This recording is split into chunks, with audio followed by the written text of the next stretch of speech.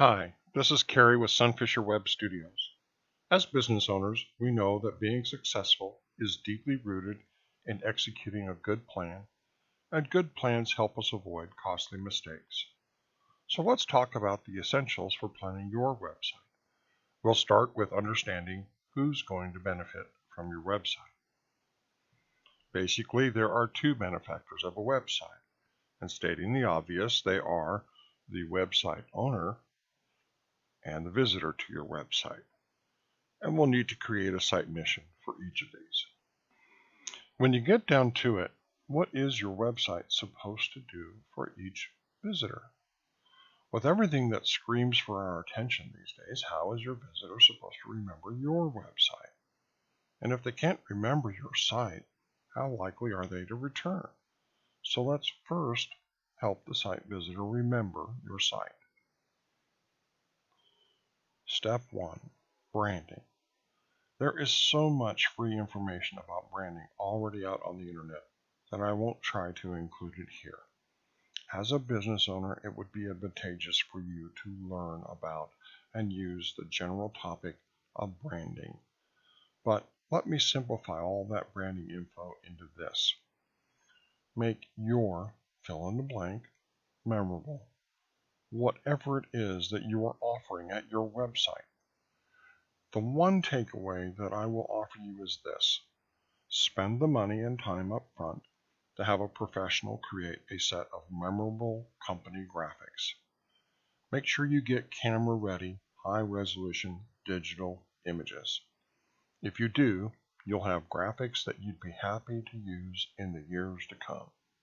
So let's focus on website branding and start with the domain name.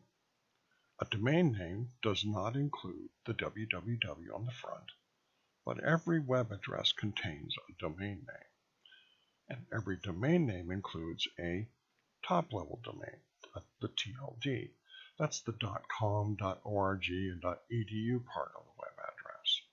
Today, it's very common for people to see a web address before they even know what it's all about. So get something memorable and connected to your business.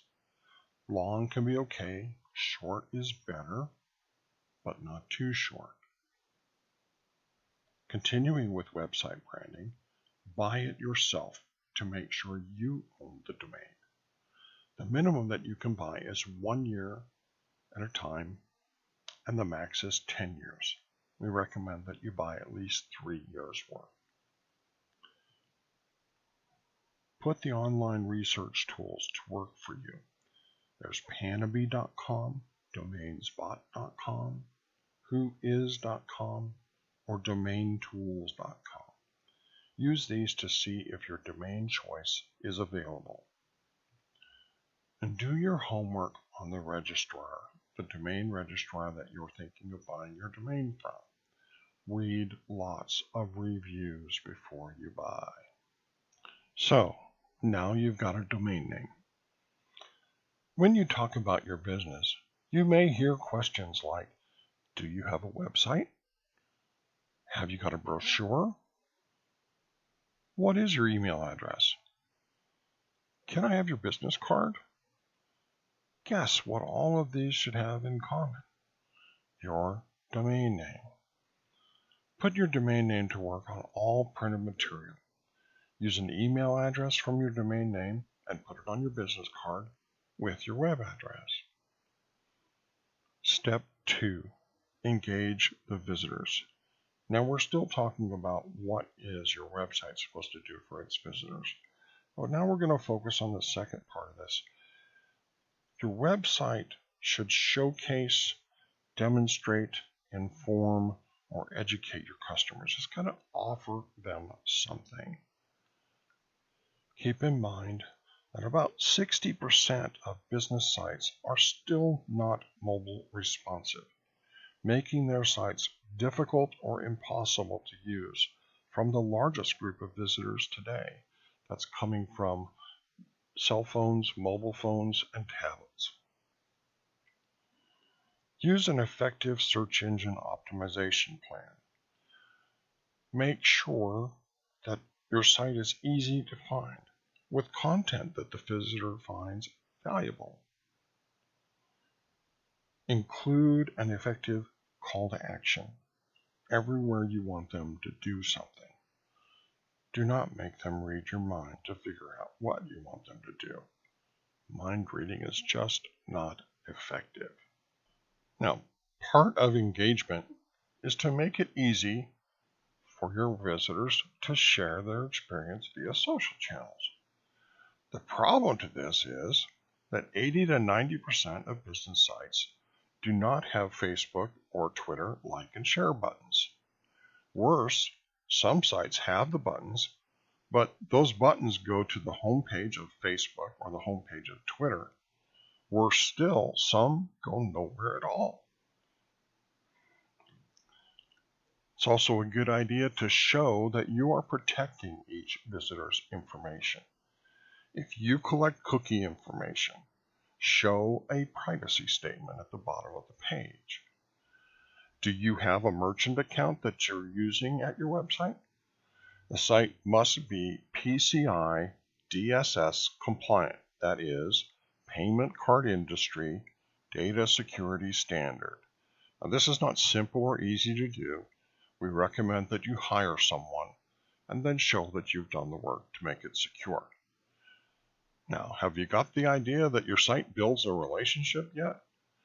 Visitors want to feel that they are valued by you. So, now that we've covered the visitor, what is your website supposed to do for you, the website owner?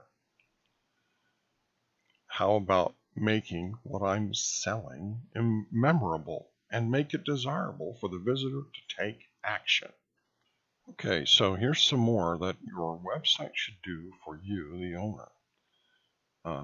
It should work at advertising to and engaging your visitors so that it starts a relationship. Part of that is to be a sales and inventory worker that's on every hour of every day of the year. It should prove its worth through measurement, metrics, and analytics, and bring visitor feedback to your business. Make it easy for users to share their experience via social channels. This enables your site to have a larger audience reach and help the business create customer satisfaction, especially when you're doing things like responding to email, web posts, and tweets out there on the internet. Okay, while we're on the subject of the web workhorse, we're still in step 3. Think of all the things that your website could be doing, and imagine a website doing all of these at once. You might be able to think that there's such a thing as too much. So don't create a dead horse. Be selective and consider what's necessary right now and what can wait until a more clear need or advantage is evident. Here's some must-have functionality for all websites. First, security and offsite backups. This is to protect your reputation, to get back online after a disaster or a hack, and your investment, the time and money invested in building the website. Caching is going to enhance your load speed because low websites are penalized. And your metrics or your analytics. This is to measure activity at the website. Things like the number of visitors, bounce aways, broken links, purchases, subscriptions, etc. Step 4, social media. First, let's look at some general numbers. If your website is getting between 100 and 200 unique visitors a month, I'd say you're on the friends and family plan because those are the only people who know about your website. If you've got 2,000 or so unique visitors per month, I'd say you're barely alive, you're just treading water. If you've got up to 2,000 a week or more, now you are engaging your community of fans. Great, congratulations. Right now, most retail customers use mobile, like a tweet, a search, a post, or a pin, as their front door to the next purchase. Remember the advertising rule of thumb.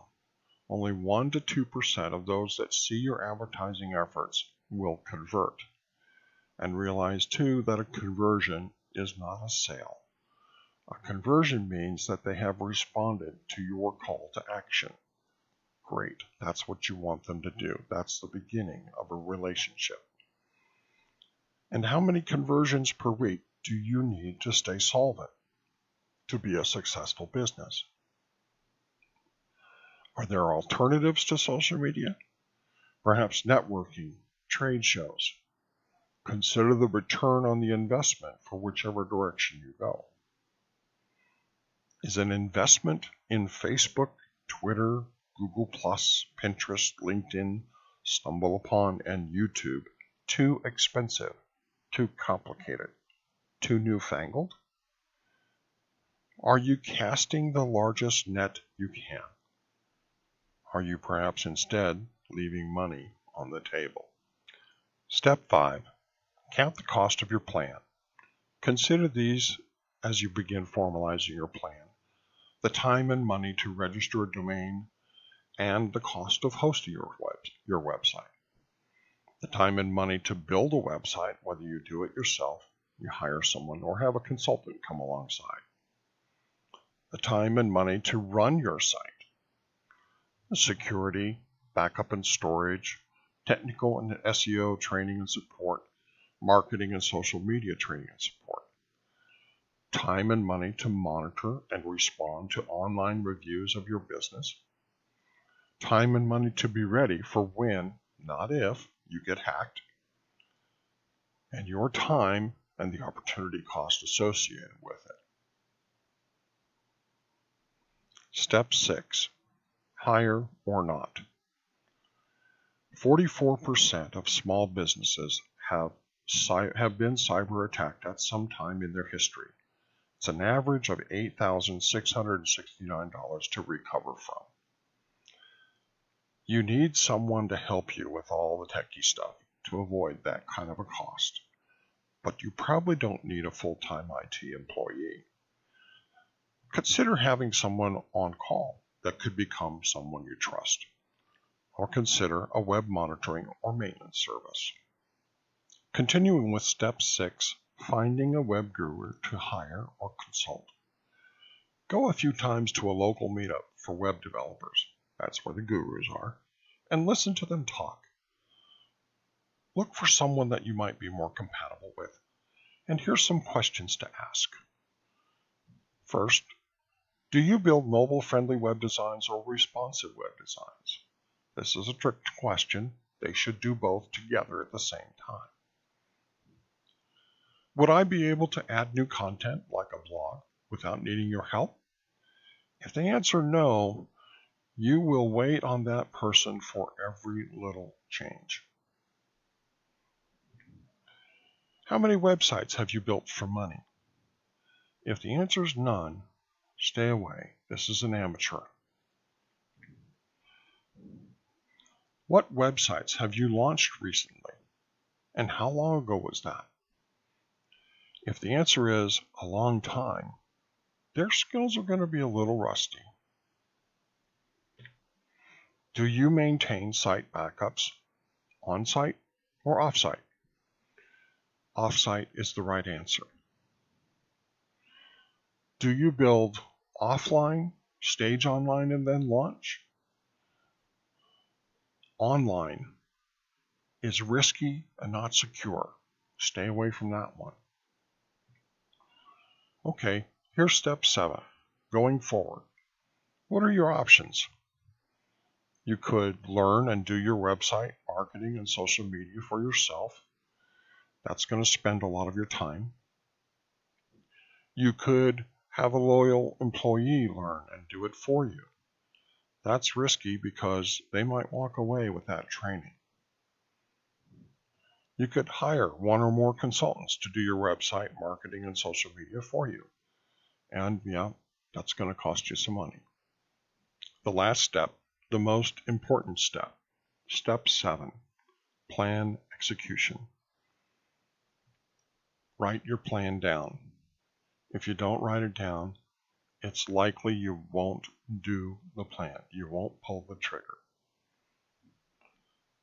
Then you want to review and revise it until you are excited to go forward with it. This helps you have some energy to make it happen. Just do it. Pull the trigger. Online training is available and waiting for you out there. There's meetup communities, especially here in the Valley of the Sun, regular local meetings, and most of those are free. Think local, buy local, be local, local first Arizona. I'm sure you've heard of that saying. This presentation was made by Carrie Townsend, that's me, SonFisher Web Studios in Phoenix, Arizona. I'd be glad for you to check out my website for more help with your web ventures. Until next time.